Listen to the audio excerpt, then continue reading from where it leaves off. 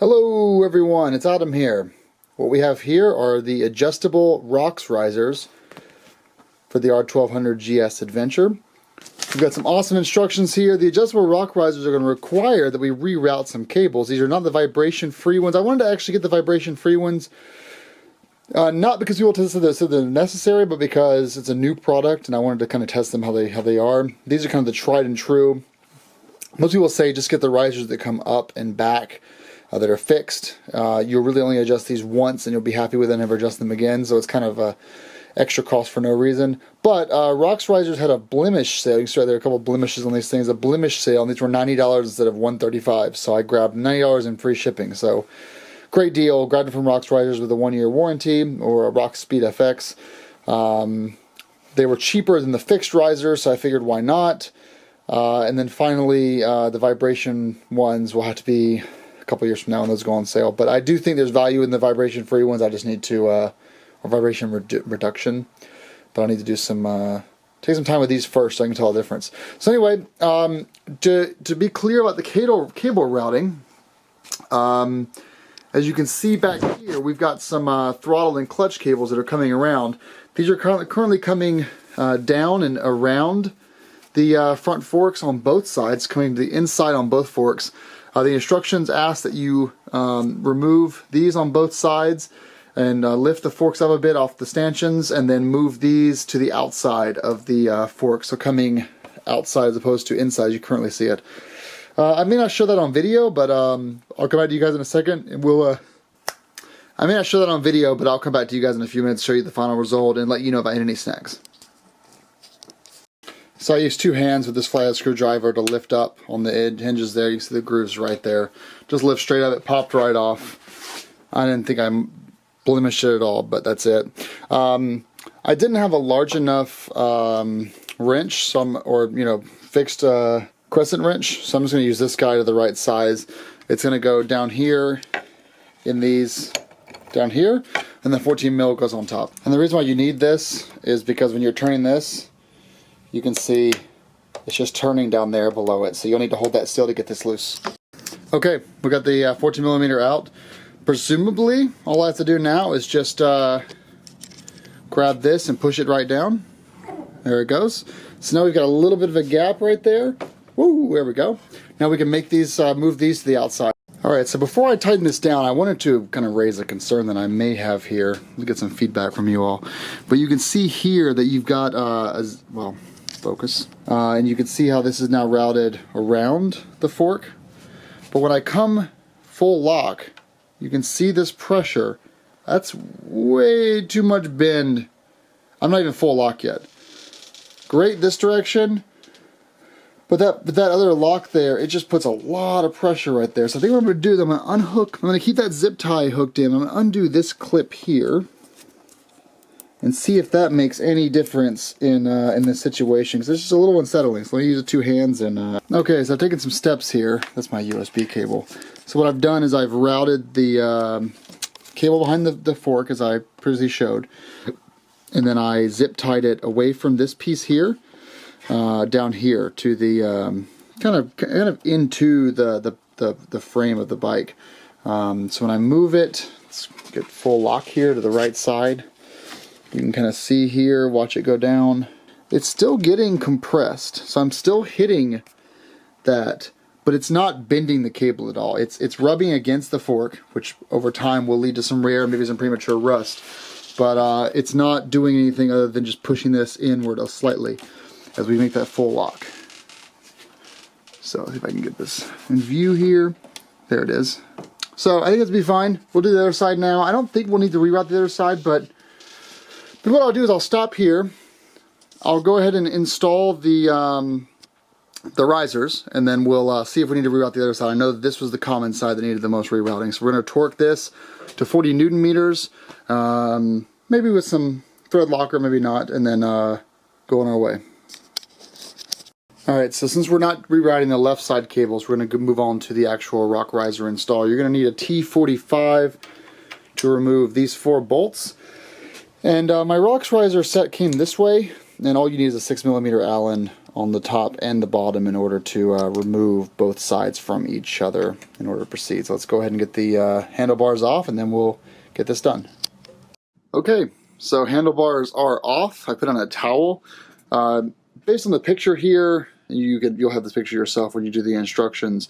The bottom bolts are going to be the ones with these taper off effect, the ones that connect the rock risers to the the mount points. So you're going to be placing them in here, just like this. Then you're going to throw on these using the included bolts, I believe. And then we're going to use the OEM bolts that came off the bike to affix the handlebar to the rock risers. So that's where we are. So I'm going to do some finagling here, and then I'll come back to you guys if I have any issues. So the handlebar is still off. We have the rock risers installed using the 6mm bolts that came with it. So this is a good idea if you're going on a long trip and you want to make any adjustments, then carry the 6mm Allen with you, which is this guy here. Yeah, so I'm doing this with this off. And it says do tighten these down, but still tighten down not so much that you can't get a little bit of movement out of here, because this is part of the adjustment process. Tighten fully down, this won't move anymore, so that's something to keep in mind. I'm not going to use any Loctite on this. I may end up regretting that, but it doesn't include that in the instructions at all. So I'm just going to leave that as is. When the installation is done, though, you want it to be pretty damn tight, although it doesn't give any torque specs, because you don't want this to vibrate loose on the road. I mean, really, if either of these come loose, you're going to have this flopping around on the highway, and that's really scary. And one of the downsides of the adjustable ones, the fixed ones, once it's down and Loctited, it's risen up and back and toward you, and that's it. But the adjustable ones, this is always going to be a risk factor if any of these two bolts come loose. So keep that in mind. I'm nearing the end of the installation, so I wanted to give you guys a recap of where we are. So we've used the 6mm Allen bolts on all four sides that came with the rocks risers. We've also discarded the aluminum tops that went on to the handlebars before this exercise, which, to be honest, it looks like they're a little bit wider, but they may have sufficed. But anyway, they wouldn't have. They may have, but now looking a little closer, actually, I don't think it would have worked out for the best, because it would have made the bottom difficult to adjust. So those are discarded. Put them in a bag for a safe place. But you are reusing your T45 handlebar bolts just on top here.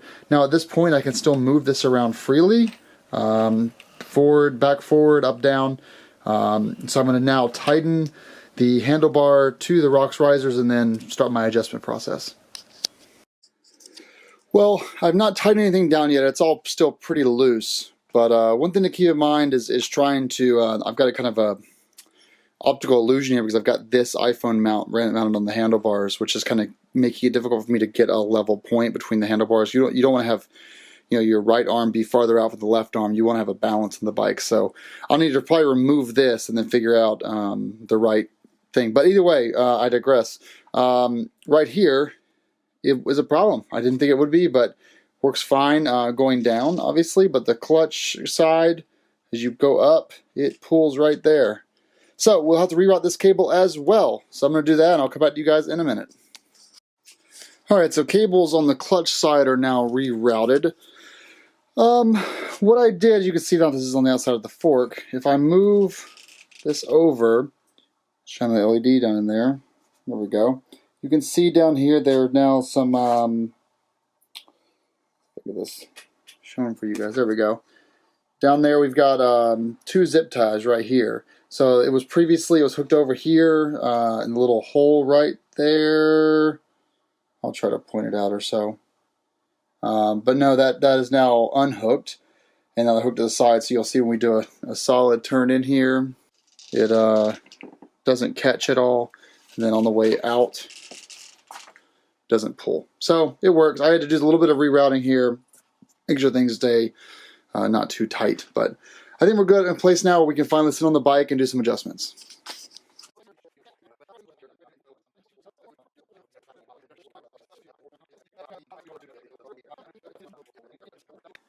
You see this indent here and that indent there? You'll see this one's a little bit further in, so that's a good indication that you're off center. So I'll have to loosen up the bottom pieces and move this a little bit to the left, and then we're good to go.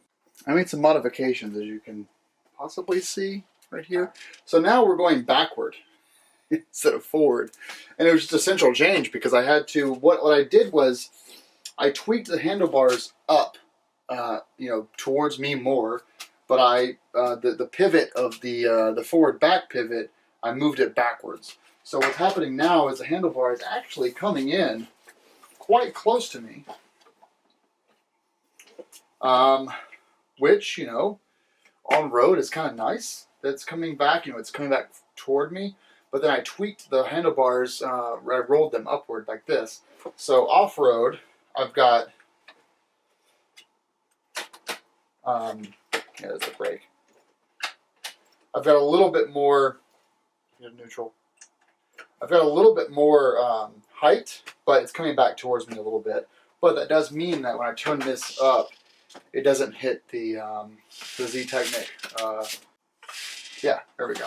So it doesn't hit the Z-Technic windscreen anymore, but I do have a little bit more height.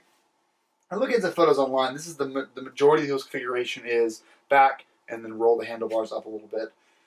So, and I am gaining a little bit of height here. I really enjoyed it forward because to me, it had me a little bit more of a sporty position than I prefer.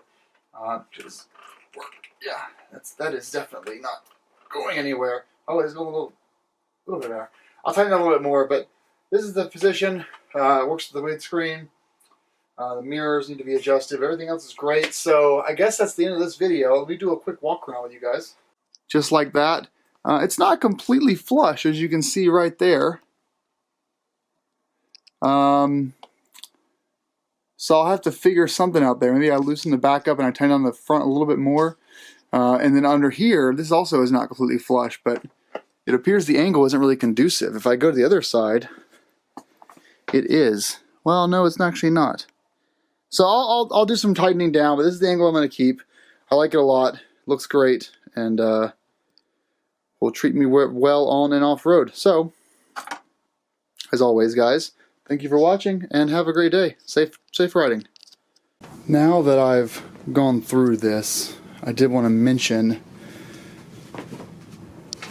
there was one mistake, which was the BMW OEM bolts go into the forks as they used to be, holding the ROX risers in place.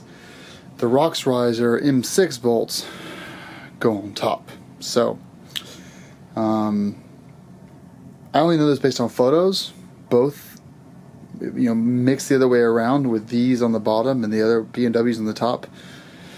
They both basically did the same thing, where they, come down pretty much just a little bit of a gap left. It's actually more noticeable on the other side. There's a little bit of gap left where in some early photos there was no gap. You can see it right there.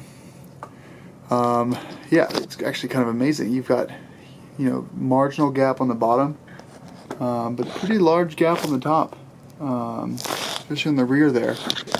So the gap really didn't change by changing the bolts over, but I did go by and do the different thing there. Maybe I'll try something different where I'll pull back on this a little bit and pull this closer, but they're not going anywhere. I've used all my weight to push this thing every which way, and it's not moving anywhere. So I think I did it correctly, but I'll do further adjustments once I'm back on the road in the spring.